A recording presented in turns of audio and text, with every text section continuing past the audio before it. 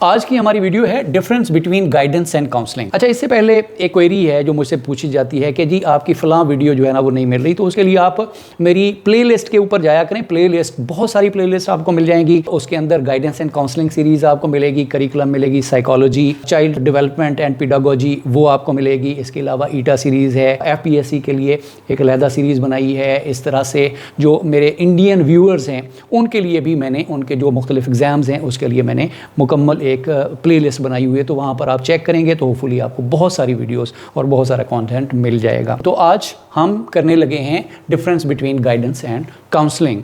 थोड़ा डिटेल के साथ इसको हम समझते हैं।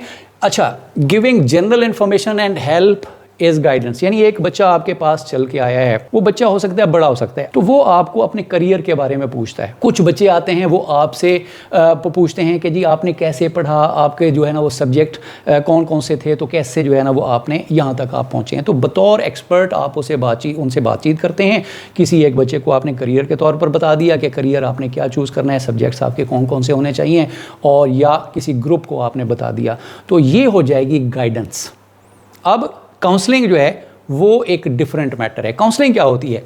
हेल्पिंग अ कंफ्यूज्ड या emotionally instable individual, one on one मुलाकात, और इसके लिए काउंसलर या साइकोलॉजिस्ट की ज़रूरत होती है। एक आदमी को उसका पर्सनल मामला है, उसका इमोशनल मामला है, उसको सब्जेक्ट के अंदर वो कंफ्यूज है। तो अब यहाँ पर जो है जो काउंसलिंग लेने के लिए आया वो काउंसली है, जो उसकी काउंसलिंग करेगा वो ऑथोराइज्ड या स्पेशलिस्ट काउंसलर होगा जिसके पास साइकोलॉजी की डिग्री होगी, उसने मास्टर्स किया होगा, उसने प्रैक्टिस की होगी। वन ऑन वन मुलाकात होती है इसके अंदर, और ये पर्सनल और प्राइवेट किस्म की होती है, इंडिविजुअलाइज्ड किस्म की होती है। तो इसको हम कहते हैं काउंसलिंग।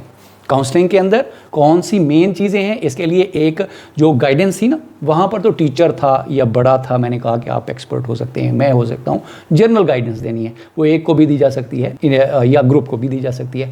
लेकिन काउंसलिंग में हमें ज़रूरत होगी एक एक्सपर्ट की, और वो उसने स्पेशलाइजेशन की होगी, मास्टर्स किया होगा साइकोलॉजी में, तब वो काउंसलर कहलाएगा।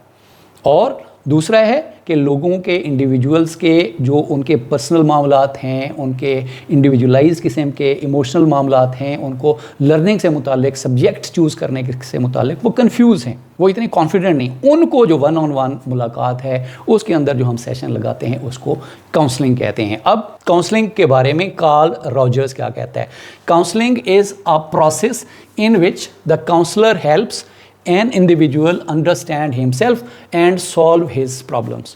कि काउंसलिंग एक ऐसा मसला है जिसके अंदर कोई इंडिविजुअल काउंसलर के पास आता है, ठीक है जी, टीचर के पास नहीं। अब काउंसलर का वर्ड यहाँ पर मैंने स्पेशली इसको टिक कर दिया। काउंसलर के पास आता है, और जो काउंसलिंग लेने वाला होता है उसको हम काउंसली कहते हैं, और जो प्रोसेस होता है इस प्रोसेस को काउंसलिंग का प्रोसेस कहते हैं। तो वो क्या करता है जी, अपना अंडरस्टैंड अपने आप को उसने करना है, और उस अंडरस्टैंडिंग के तहत वो अपने जो प्रॉब्लम है वो खुद से सॉल्व करता है।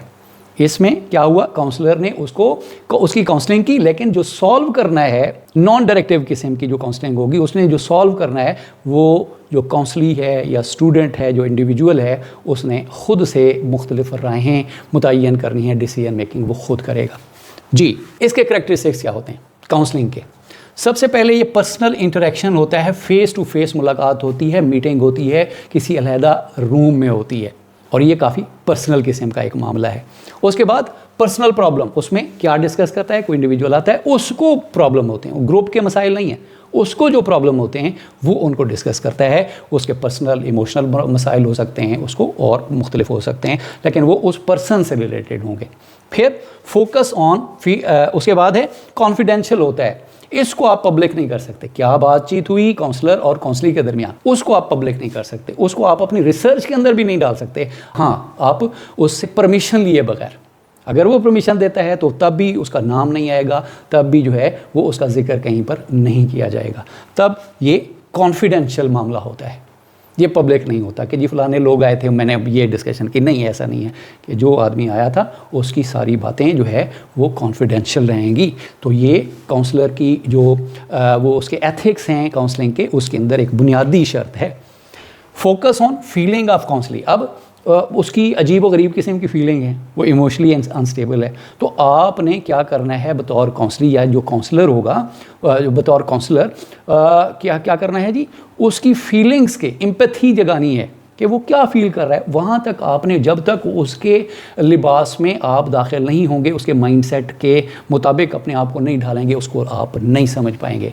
तो करना क्या है जी, उसकी फीलिंग्स उसको महसूस करना है। जब आपके अंदर जो है ना वो फ्रीक्वेंसी मैच नहीं है तो आप उसकी काउंसलिंग कर ही नहीं सकते। तो सबसे पहले फ्रीक्वेंसी मैच करनी है, उसकी तरह फील करना है जी, वो क्या फीलिंग कर रहा है उसको महसूस करेंगे आप, तब आप उसको बेहतर जो है ना वो काउंसलिंग कर सकेंगे। अब हम देख लेते हैं मोटा मोटा जो गाइडेंस और काउंसलिंग के अंदर डिफरेंस क्या निकल रहा है। वो निकल रहा है जी कि जो गाइडेंस है ये जनरल हेल्प होती है, ये आम पब्लिक को भी हो सकती है, यानी स्टूडेंट्स में बहुत सारे एक ग्रुप को भी हो सकती है। तो ये जनरल हेल्प होती है। इंडिविजुअल हेल्प जो है ना वो काउंसलिंग के अंदर पर्सनल और इंडिविजुअल हेल्प दी जाती है। फर्दर क्या है जी, ये ग्रुप्स के अंदर है और ये इंडिविजुअल पहले ही हमने डिस्कस कर लिया। टीचर या काउंसलर हो सकता है। यहाँ पर जो टीचर है अमूमन वही जो है वो करता है, गाइडेंस देता है, अमूमी सी एक जनरल किस्म की चीज़ें जो है ना वो करियर के हवाले से या कोई और मसाइल हैं तो उनके हवाले से कर लेता है। जबकि इसके लिए जो है वो क्वालिफाइड साइकोलॉजिस्ट का होना लाजमी है, इसके बगैर काउंसलिंग नहीं कहलाई जाएगी। ठीक है जी, तो ये था हमारा जो है ना वो काउंसलिंग सीरीज़ का लेक्चर। उम्मीद है आपको पसंद आया होगा। चैनल पे नए हैं तो इसको सब्सक्राइब लाजमी कीजिएगा और अपने कमेंट्स से मुझे लाजमी आगाह कीजिएगा कि आपको मेरे लेक्चर्स किस तरह से पसंद आए, नहीं आए, या इसको कैसे मैं इम्प्रूव कर सकता हूँ। Thank you very much.